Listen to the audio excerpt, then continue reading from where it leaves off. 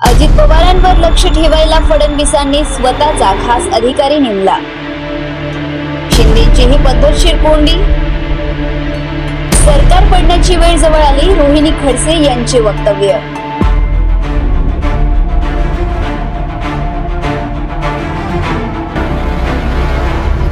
चैत्यभूमीवर सोमवारी आयोजित करण्यात आलेल्या कार्यक्रमात राज्यपाल सी.पी. राधाकृष्णन आणि मुख्यमंत्री देवेंद्र फडणवीस यांची भाषणे झाली.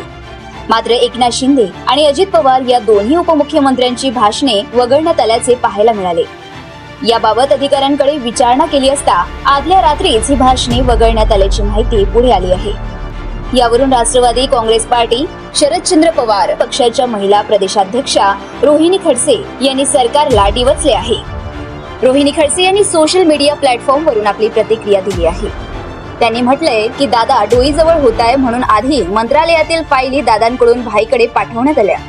त्यानंतर अर्थ विभागात लक्ष ठेवण्यासाठी स्वतःचा जवळचा अधिकारी आर्थिक सल्लागार म्हणून बसवला. मग भाईचे पंख छाटण्यासाठी निधीत पालकमंत्री पदात भेदभाव केला असे त्यांनी म्हटले.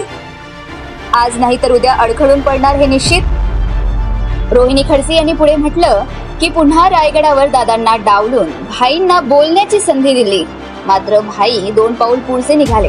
मोठा भाई मुंबईत आल्यावर एकटेच जाऊन पाऊण तासाची मीटिंग करून आले. मग लक्षात आलं भाई पण जास्तच पुढे पुढे करतायत.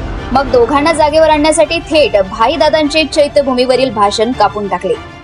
एकंदरीत काय तर सरकार कसं चालू आहे. प्रचंड ओढाताण, प्रचंड रस्सीखेच एकमेकांच्या पायात. आज नाही तर उद्या अडखळून पडणार हे निश्चित असे भाकीत त्यांनी केले.